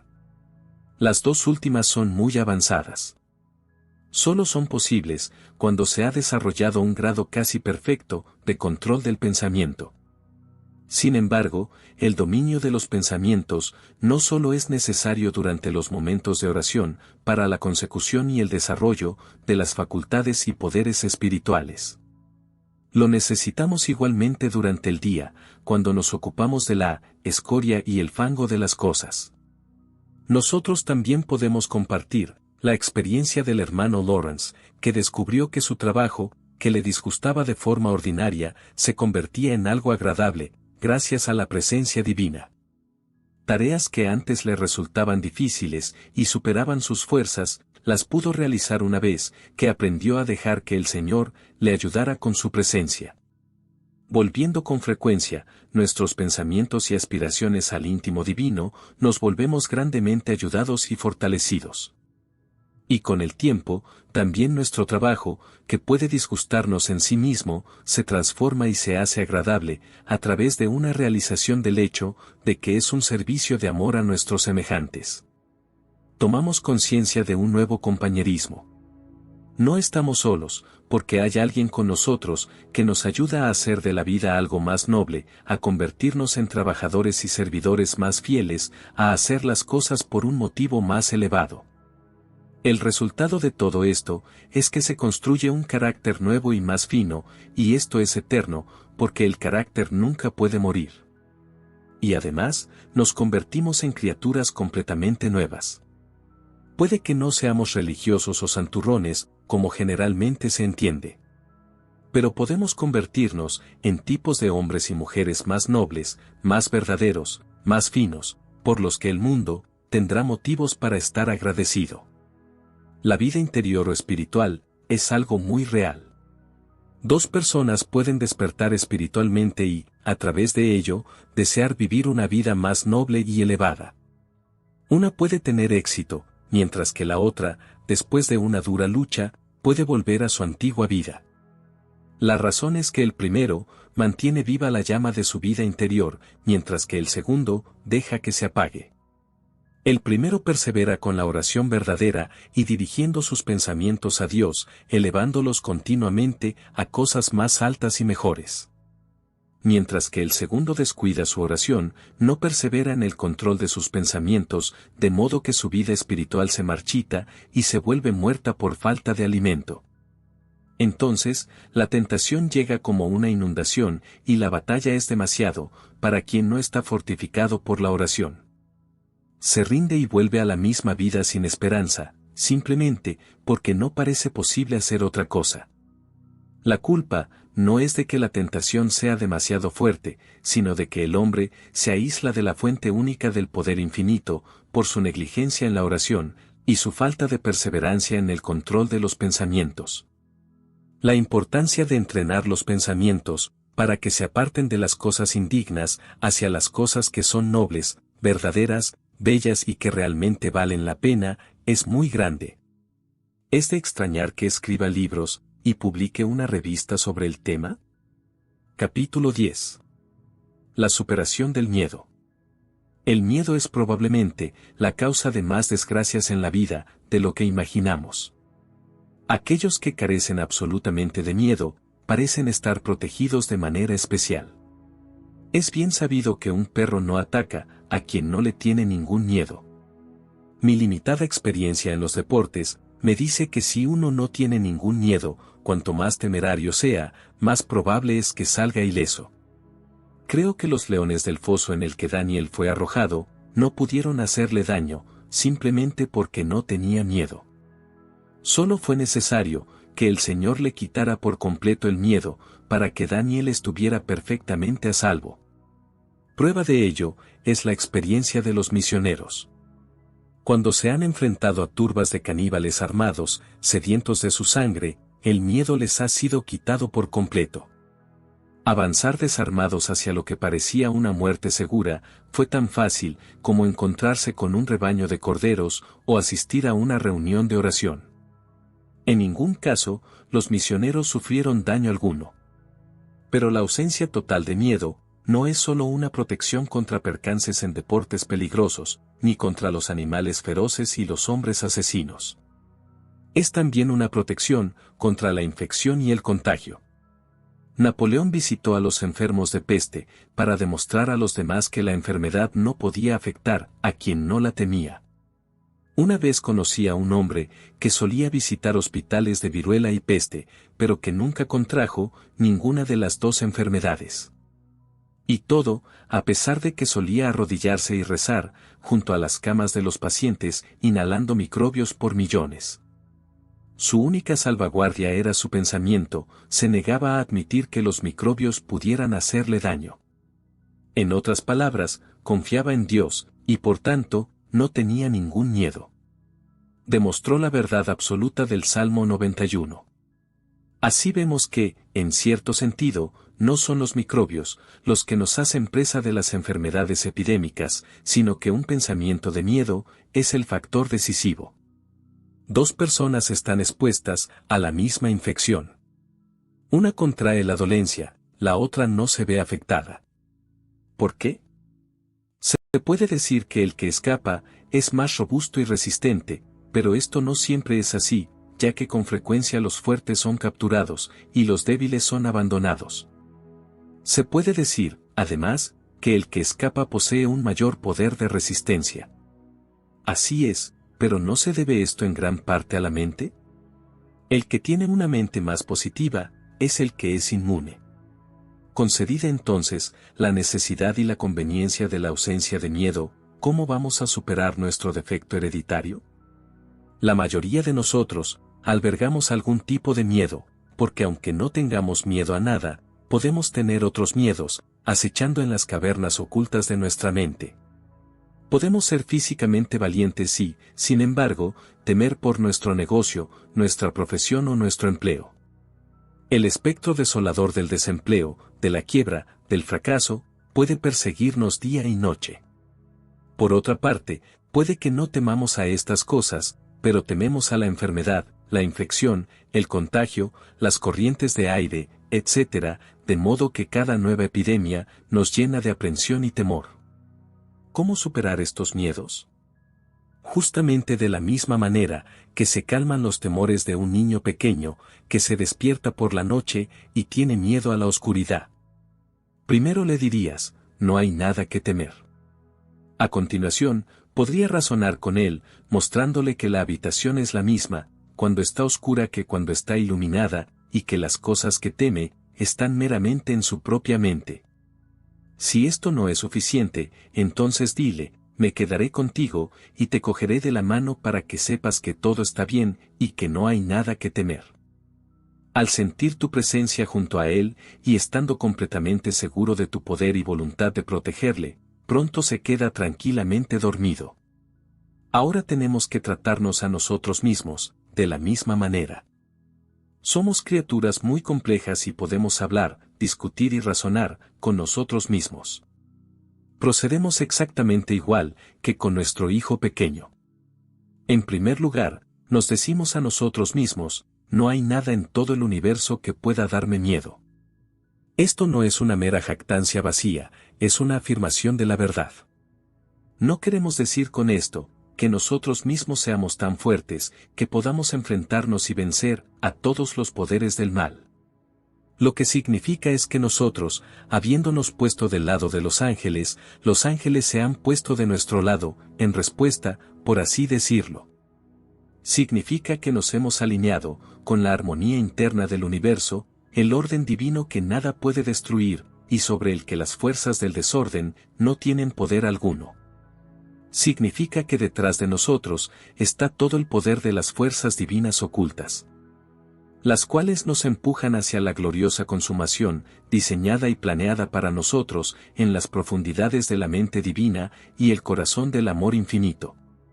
Por lo tanto, podemos usar las palabras de Edward Carpenter, todas las fuerzas divinas se apresuran a suministrar a mi gozo eterno. Al hacer esto podemos sentir y darnos cuenta de que es tal como afirmamos. Que en realidad hay fuerzas divinas detrás de nosotros, empujándonos hacia una vida más plena y rica, y elevándonos a cosas más altas y mejores. Si encuentra estas afirmaciones o invocaciones, demasiado avanzadas, elevadas o fantásticas para usted, puede elegir fácilmente palabras propias que sean efectivas en su caso.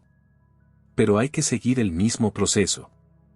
Es mejor utilizar primero lo negativo, y después lo positivo. Pero, como nuestro hijo pequeño imaginario, que tenía miedo a la oscuridad, podemos sentir la necesidad de algo más. Quería que nos quedáramos con él, y le cogiéramos de la mano, para que pudiera sentir y darse cuenta, de que estábamos con él para protegerle y guardarle. De la misma manera, podemos invocar y darnos cuenta, de la presencia del Omnipotente y Eterno. Existe uno, que ha vencido al mundo y derrotado a todos los poderes del mal, que ha glorificado su humanidad, y nos ha abierto el camino por su propio autosacrificio. Este nos dijo, no os dejaré, igual que dijo, he aquí que yo estoy con vosotros todos los días, hasta el fin. Capítulo 11. No exigencia, sino obediencia. El principiante podría pensar, con toda naturalidad, que habiendo descubierto el inmenso poder del pensamiento, todo lo que tiene que hacer es servirse de él, según su dulce voluntad. Pero probablemente, no hay mayor error que este. Es porque el pensamiento es tan poderoso, y sus efectos de tan largo alcance, que es importante que entrenemos nuestros pensamientos, para que correspondan a las leyes internas del universo. Cada uno de nosotros, forma parte de un todo completo. Dios es nuestro Padre o centro, y cada hombre nuestro hermano. Somos servidores unos de otros.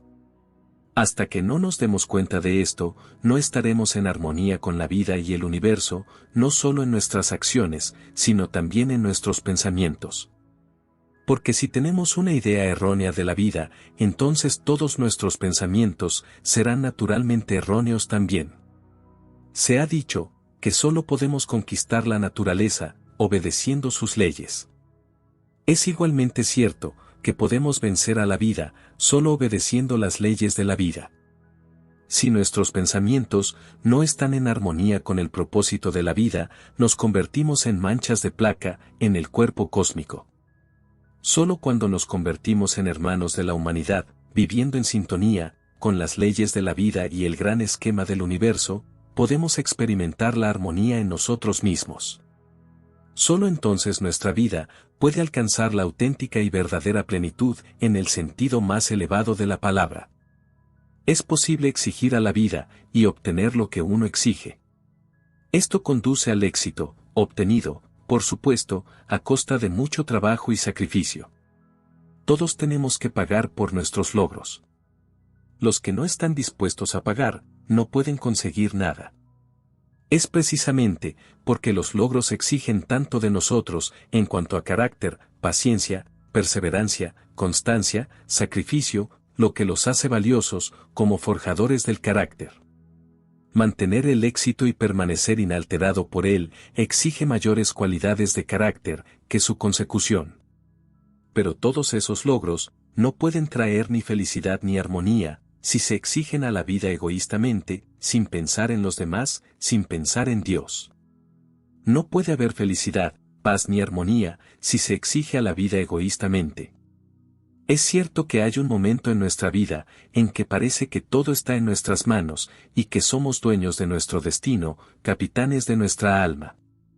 Esto puede incitarnos a lograr y conquistar y a encontrarnos con experiencias que son una preparación necesaria para cosas mayores. Todo esto es bueno, en la medida en que es bueno, y puede ser una fase muy necesaria en nuestra vida. Pero tarde o temprano nos damos cuenta de que, aunque en cierto sentido somos dueños del destino, en el sentido de que podemos elegir entre el bien y el mal.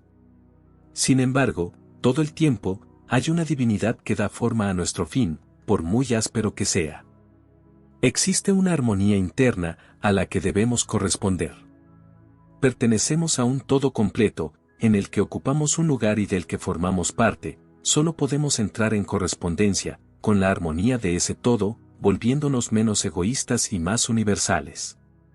En otras palabras, tenemos que amar a Dios y amar al prójimo. En lugar de imponer nuestra voluntad a la vida, en lugar de convertirnos en un centro, en torno al cual debe girar todo lo demás. En lugar de exigir y obligar, si queremos encontrar la verdadera felicidad y la verdadera satisfacción, debemos amar y servir a Dios y al hombre, a la vida y al mundo, y entrar así en la armonía del todo. La ley interior de la vida es el amor, pero es mejor que lo veamos como cooperación. En la medida en que pensamos, obramos, actuamos y sentimos, en correspondencia con esta ley, encontramos la verdadera felicidad, la paz, la satisfacción, y las cosas que son más preciosas que los rubíes. Las cosas que ninguna riqueza puede comprar. Vemos pues, por qué debemos entrenarnos, para tener pensamientos de buena voluntad, en lugar de los de odio y resentimiento. De cooperación, en lugar de adquisición egoísta, de servicio, en lugar de beneficio personal. Solo así podemos convertirnos en hermanos de la humanidad. Solo convirtiéndonos en hermanos de la humanidad, podremos entrar en correspondencia, o en un estado de unidad, con la armonía interna que es divina. Vivimos en un universo ordenado, porque detrás del desorden de la superficie de la vida, hay un orden divino interno. Este orden divino encontraría su expresión externa, si cada hombre estuviera en armonía con él. Pero el yo, se interpone en el camino. El amor, la buena voluntad y la cooperación son la llave mediante la cual cada individuo puede acceder a esa armonía y orden internos. Al encontrar nuestra propia entrada a esta armonía, facilitamos que nuestros hermanos también encuentren su camino. Hoy en día se enseña psicología, sobre todo en libros de América, que es hiriente y maliciosa. Enseña el mal uso del poder de la mente por medio de la sugestión.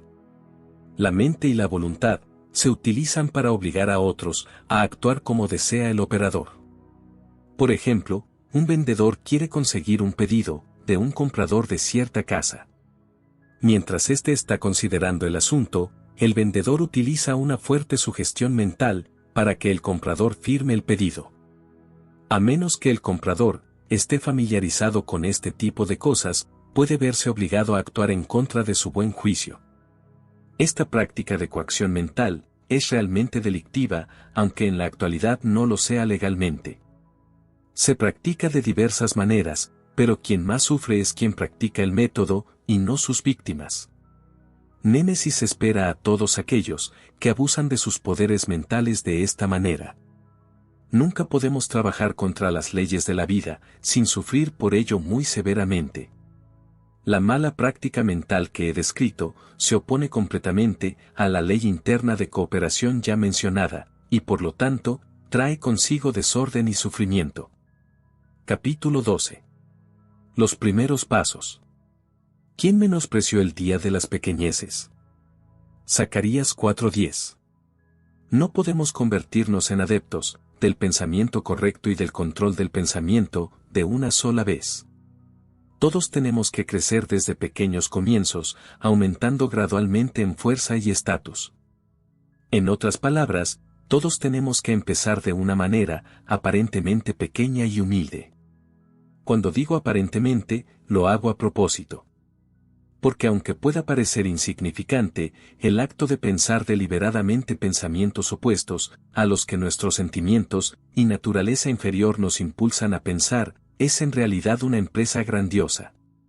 Y si tenemos éxito, es un logro enorme.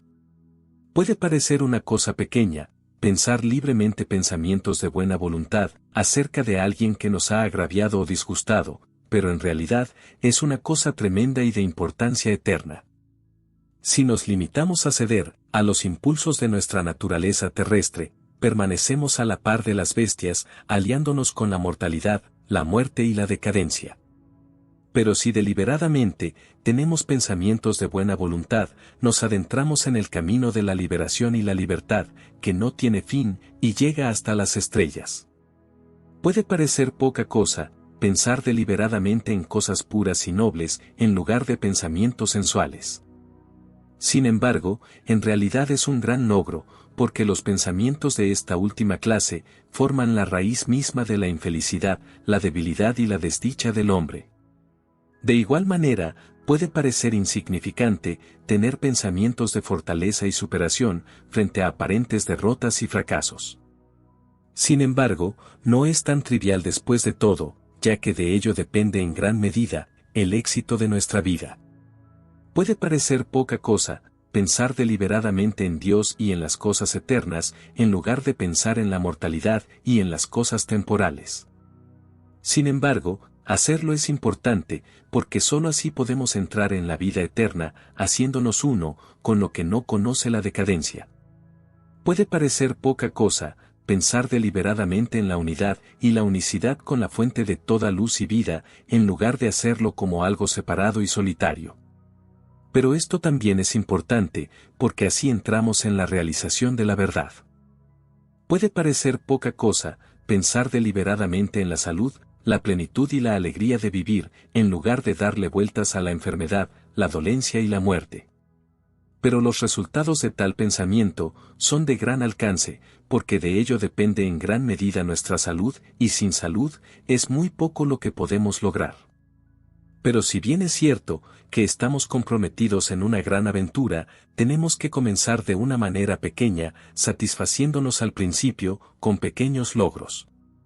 Es decir, satisfechos en un sentido, pero no en otro. Tenemos que estar satisfechos, si al principio, podemos ganar victorias aparentemente pequeñas, simplemente porque es imposible ganar victorias más grandes. Pero en nuestro corazón anhelamos cosas más grandes y tenemos la intención de lograrlas cuando seamos lo suficientemente fuertes. La mejor parte de nosotros, que es eterna y celestial, y que se alimenta del recto pensar, en armonía con las leyes y prácticas del cielo mismo, al principio no es más que un bebé débil, por así decirlo. La parte inferior de nosotros que es natural, es decir, que pertenece a la naturaleza inferior, y lo contrario de celestial, es fuerte y bien crecido. Entonces, ¿cómo va a vencer el débil bebé de la bondad y de la naturaleza celestial, al fuerte tirano de la inferior? No puede hacerlo por sí mismo. Fracasaría, si no fuera por el hecho de que podemos recurrir a fuentes inagotables, de vida y de poder. Cada vez que elevamos nuestros pensamientos, por encima de las cosas del tiempo y del sentido, hacia los reinos eternos del bien, de lo bello y de lo verdadero, nos abrimos a recibir un influjo de vida y de poder divinos. Cada vez que pensamos pensamientos que son celestiales y fuertes en carácter, en lugar de aquellos que son diabólicos o débiles, nos aliamos con el cielo. Y entonces todas las fuerzas divinas se apresuran a suministrarnos y ayudarnos.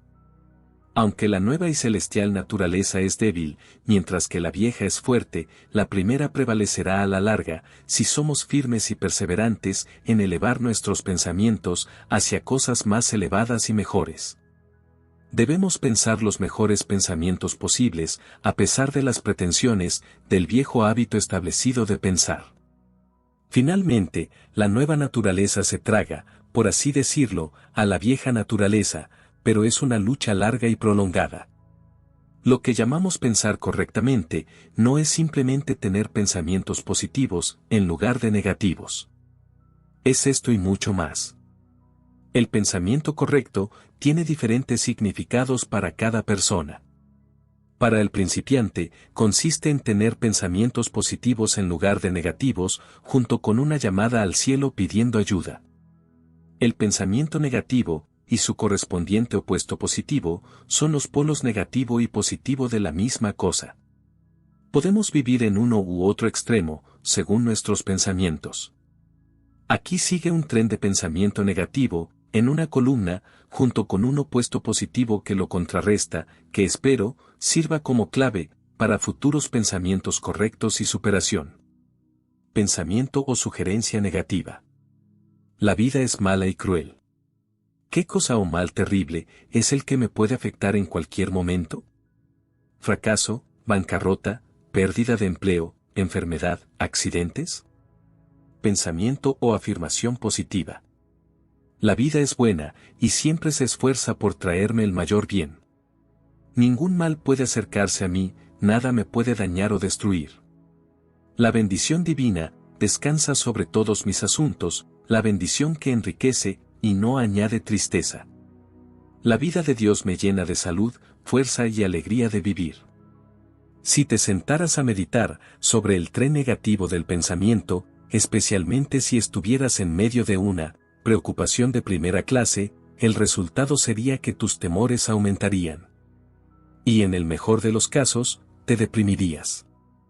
Si por el contrario, meditas y afirmas las frases que aparecen en la columna de la derecha, verás que te vuelves más fuerte, preparado de nuevo para la batalla de la vida. No solo eso, sino que si permites que la cadena negativa de pensamientos atraiga tu atención y se hunde en tu mente, entonces te permites aceptar la sugestión adversa, que a su vez, puede traer las cosas temidas a la manifestación real. Si por otro lado, te apegas y afirmas los pensamientos positivos, mostrados en la segunda columna, entonces la sugestión maligna es expulsada, y la verdad positiva y vivificante es puesta en su lugar.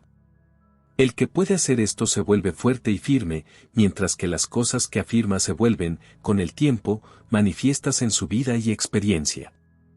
Todos los días, debe dedicarse regularmente un tiempo, a meditar en silencio, lo último que se hace por la noche, o si no por la mañana temprano, sobre los pensamientos positivos mencionados anteriormente, y sobre otros similares. Pero durante el día es igualmente necesario ahuyentar la sugestión adversa, y en este caso, debe hacerse rápidamente. La meditación sería demasiado larga, para utilizarla en medio del ajetreo de la vida cotidiana. Lo que se necesita es una breve afirmación, que golpee la sugestión maligna en la cabeza, y la sustituya por una declaración positiva, de la verdad absoluta. Por lo tanto, podemos hacer frente a las diversas sugestiones del mal, de la siguiente manera. Sugestiones del mal: enfermedad, malestar, pobreza, penuria, fracaso, odio, resentimiento. Afirmaciones de la verdad. Dios es mi salud. Dios es mi abastecimiento abundante y eterno. Dios es mi éxito, o Dios está en mí, como mi poder para lograr lo que me propongo. Dios es amor en mí, Él me cambia, y encuentra su expresión a través de mí.